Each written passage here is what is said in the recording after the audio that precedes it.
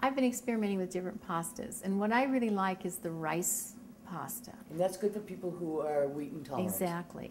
And we also sometimes like, well, it's the brown rice pasta. The whole wheat pasta has a graininess to it I don't like.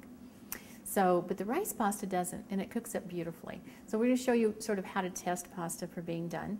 The amount of water is important in pasta. If you don't have enough water, you end up with starchy, thick, soupy stuff, and you don't want that. But you don't necessarily need as much as people say you do. They want you to use like 5 quarts the box is like of water. Yeah.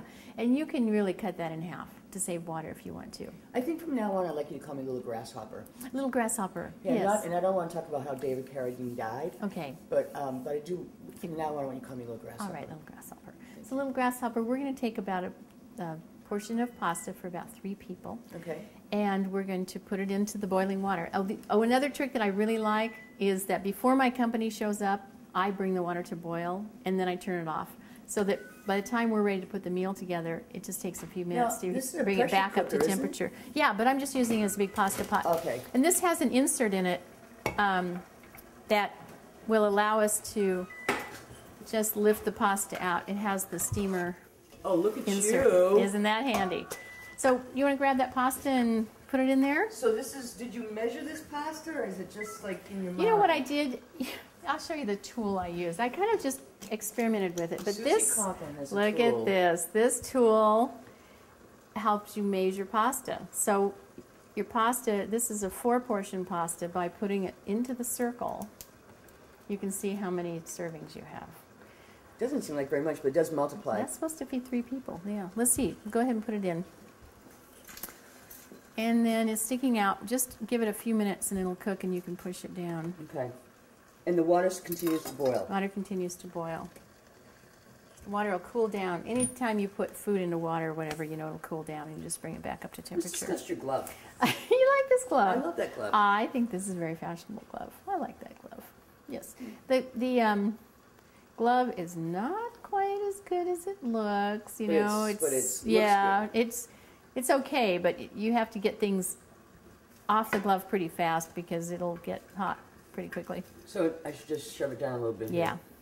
And then I always boil pasta open. Oh. Rather than putting lid on it. On the water? I do put salt in the water. It's pre-salted water, and also olive oil in the water will prevent the foam from foaming over. Okay. See how our pasta is doing. Oh, the pasta's getting loose. That's good. I can still feel that it's a little stiff, so I don't think we're going to test it yet. But let's go ahead and test it, because this is not white wheat pasta. This is one of our rice pastas. Nope, not done. Now, one may say that's an old wives' tale. No, you believe in it. It's totally true. If the pasta sticks to the wall, it's done, and if it doesn't, it's not. All right. So we'll see, because we know this is not done. What if we have somebody who's like anal retentive and doesn't want to have pasta streaks on their wall? Would be another way to do it. Well, the other is the bite test. It's not done. No, it's not done. That's really the best way to do it. I got in trouble as a teenager because my parents went away and I had a party, and we cooked pasta and I threw it on the ceiling and it stuck, but it didn't come down until my parents were in the kitchen, and then I got busted. Okay, now I think this is done, and I think what we're going to find out here, Jack, is that rice pasta doesn't have the same starch, so it doesn't stick to the wall. So don't try this at home. Actually, what you're going to do at home is you're going to taste it and see what the bite is like. And basically what you're looking for is you're looking for a little resistance on the teeth. It's called al dente. You want it to be a little bit chewy, but you don't want it to be too chewy. So let me know. Tell me what you think after you get it off the floor.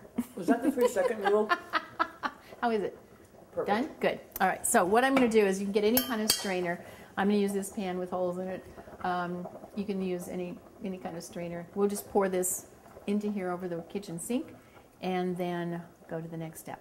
All right. Okay. So the next question is to rinse or not to rinse. I only rinse pasta if I'm going to use it in a salad, because I want to rinse that starch off. But if I'm going to use it right away, you know, it's still hot. It's right out of the water. I used enough water, and it's not sticking together. This will stick together when it's cold if I don't rinse it and put some oil on it. But here we are, fresh. But you know, you always read in the box says rinse with cold water. Yeah, there's no need. And And I think, and actually a lot of times they tell you to put a little bit of the pasta water in it, in your sauce, to give it a little bit more flavor. That's what the Italians do. So I just don't think there's any need. And once we pour this sauce on here, then that spaghetti is well coated with the olive oil. Okay, don't try that at home. I And the believe you sauce. should put the bowl on the table and then pour it in. And then you just take a fork, or 2 forks if you want, and you just toss it like that till it's mixed. And then we're going to sprinkle Parmesan cheese over each serving. So we'll just grate some Parmesan cheese. beautiful. Isn't that beautiful? Yeah, and simple. And delicious. It smells heavenly. And healthy. Yep, very healthy. Thank you, teacher. You're welcome, little grasshopper.